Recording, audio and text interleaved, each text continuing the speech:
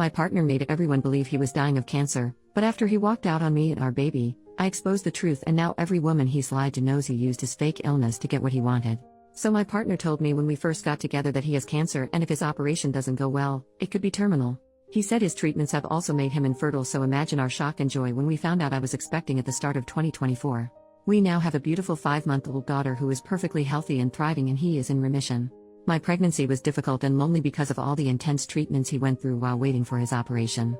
I did a lot on my own, knowing he desperately needed this to have the best chance possible of shrinking his tumor before having it removed so we can have a long happy life together as a family. He is currently living with his mom while he is in recovery so that it takes the pressure off me caring for both him and our baby until he is well enough to move into our new home with us. He still comes to our house and we go to his mom's all the time so our baby isn't missing him, and on Wednesdays he has his daddy-daughter days where it is just the two of them to make sure they are bonding well, and so he has the practice until he is well enough to care for her at home full time, and give me a little break too. Last week we had an attempted break-in at the house. I asked him to come over and stay here while I'm waiting for the locks to be changed because I'm scared, but he wouldn't. I was talking to his mom too, who slipped up telling me he wasn't home. Long story short, this is Reddit. I'm sure you can see where this is going. We argued for almost 2 days before my suspicions became too much and I went to Facebook. It took me less than an hour to find the first 2 women. During my pregnancy I was suspicious of a lot of things and put it all down to my hormones, as he would continuously tell me that I am paranoid and hurting him when I asked. One thing my paranoia just wouldn't let up about was his cancer and his treatments. I asked his mom about it, who told me he doesn't have cancer but he is having treatments. He has an autoimmune disease which he receives transfusions for. Very serious but nowhere near terminal and no operations required. She also informed me he was in rehab, not the hospital. He was addicted to coke and was trying to recover for me and our baby. I never mentioned to him that I knew. I assumed it was the embarrassment of wanting to get clean without me knowing so he could be a good partner and dad. I was so proud of him for getting the help that I never spoke about it. With his autoimmune disease, his man explained how brutal this has been for him and that he did have chemo a few years back, so maybe that's why he's confused. Pregnancy brain is a real thing, or maybe I'm just too blindly in love because I accepted this and never questioned it again. After discovering the first 2 women, I sent my partner a message telling him to let his girlfriend know I'm asking after her and not to bother coming home anymore. I've had the locks changed from the break-in so he can't get in anyway. He was getting panicky and started begging me to answer the phone and let him come see me so he could explain everything. I started to see everything for what it was for the first time and realized how long he had been gaslighting me for, and told him no. Realizing he couldn't get through to me and now aware I was trying to contact his girlfriend, he panicked and went to her instead. During that time, I found a photo she had shared of the 2 of them and shared it to my profile with the caption, "Can someone please ask this woman to contact me?" She instantly blocked me, but her sister got in touch with me instead. Apparently the family have never trusted him and knew something was wrong. This affair is serious enough to have met the family. She says he has told her not to speak to me as I'm a deranged stalker he slept with once years ago and have been hunting him down trying to convince people my baby is his. I send her a photo of the birth certificate and us in hospital together to show her sister before he can lie to her anymore. During this, I'm also messaging another woman who is pissed at what he has done and is helping me with all the information she is aware of. She tells me he broke her heart by cheating on her without even knowing he was cheating on me too. So far I have the current timeline. Chemo in March? A 19-year-old. Rehab in April to July? A woman of an appropriate age this time but also cheating on her. August to now? His 20-year-old girlfriend. I then find out his emergency cancer medication that he had to leave for in the middle of labor was actually the fact my 2 failed epidurals, screaming in agony begging the doctors to help because I thought I was dying while the emergency team rushed in to place extra monitors on our baby in distress was actually just a huge turn-on for him, so he needed to go sleep with a 20-year-old before making it back just in time to kiss me before I went into emergency surgery. This was Sunday, it is now Saturday the following week. I made a post on Facebook calling out my partner for his actions, with photographs, medical notes and evidence, and asking people to leave me alone on Tuesday after 48 hours of no sleep, multiple calls to the crisis team and a barrage of harassment from his friends and family who want to sue me for character defamation. If this was a regular affair, I'd lick my wounds and move on, but I have now learned I have been leaving my daughter alone with a drug addict who is claiming he doesn't know me or his daughter to others but demanding custody rights to me. Tens of women have now come forward who have also dated him during our relationship with no idea of me or each other. This is obviously really shitty, but what upsets me the most is that I noticed the pattern. He has told every single one of these women that he has cancer and can't get them pregnant. I said my labor and delivery was difficult. I was induced due to an infection I had. My GP had told me I had an STI, and although I understood and took the treatment and was induced, my madly in love pregnancy brain never accepted it as an STI until I went back this week and checked my hospital discharge notes, and it was there in big bold letters. Sensitive, partner STI. He has been telling women that he has cancer and can't get them pregnant so they don't need protection, which led to an STI which almost unalived me and his daughter in labor, and he wasn't even there to be with us because he was sleeping with a young girl who also believes he has cancer. I decided to let everyone know that he in fact does not have cancer by using a screenshot of his mom's messages. All the women he has slept with to make sure they take a pregnancy and STI test, all his friends who he has been guilting for years over his condition, and also social services and the police for sexual endangerment. Me and my daughter now have safeguarding in place for us from a local organization for women leaving abusive relationships, so I feel very safe to reveal the truth about him and make sure all of his partners are safe and informed, seeing as he couldn't uphold his legal obligation of declaring an STI. I guess his postpartum girlfriend will do it for him. I have also had contact from many of his old friends, band members and ex-partners who have all gave me testimonies to use for the police and as backup for if his mother does in fact try to sue me. This man has been lying and manipulating women for over 9 years.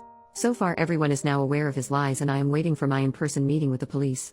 I can't imagine any updates from here as it will only be a legal battle that probably can't be shared, but if anything else of interest comes too, I will make sure to write about it. Edit to add. Oh, also, my partner is a primary school teacher. Some of OP's relevant comments.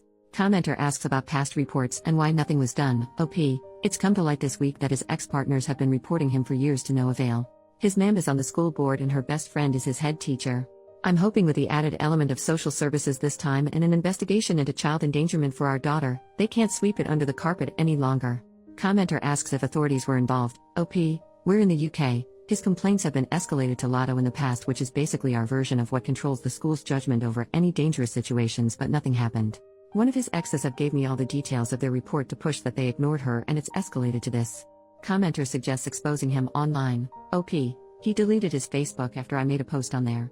He is the most convincing person you have ever met, but for the first time, someone proved him wrong by posting medical evidence and he couldn't take it. I'm waiting on approval to join Prick Advisor UK, and are we dating the man same northeast to warn all the other women I couldn't find myself. Commenter asks what STI he passed and if the baby was tested. OP, at the time I refused further testing in denial and regret it so much. I was just given a course of antibiotics and because my symptoms went, they left it at that for me. All I know is from the STI being untreated for so long I ended up with strep group B2, which is why I needed to be induced, so I was on an antibiotic drip when my waters were broken so my baby would be safe. She's perfectly healthy and faced no issues luckily. I think I've been lucky and whatever is was must not have turned to an STD because my medical documents only say partner STI. We also haven't slept together for a very long time now after my surgery, so I know I'm at least safe now. Commenter asks how he was able to juggle everything. OP, he would disappear from time to time and switch his phone off a lot, and not living together was a huge help for him. He would tell me he needed set days and time etc. as he can only work in routines for his recovery. Obviously I can look back now and see that really, he just needed to know which girl was where and when. I've been told by multiple people now that he will often just don't turn up to work because he's on a bender or at a woman's house, and I was kept in the dark because his mom's best friend is the head teacher and would cover for him. Commenter says their ex also faked cancer, was a drug addict, and abused them. OP, if he lives in the UK and used to be in a feminist punk band then there's a good chance. I'm so sorry for your experience and hope you've healed. X. Commenter suggests warning parents and exposing the school's involvement. OP, sadly I think parents are aware and not receiving help from the school in the situation. One woman he dated during the summer and she realized who he was when she went to drop her child off at school in September. She's been updating me to let me know that he wasn't seen in school for multiple days after my health visitors and social worker began the reports on Monday, but he was back in half a day Friday. Update, the next day, 9 hours later, I've spoken to the police this morning. There is nothing they can do unless they find the drugs on his person in the school, so nothing is stopping him from snorting a line before he starts work as long as he takes nothing else with him. They've implied the loophole is that they catch him behind the wheel and if some reported him driving on substances they could catch him that way.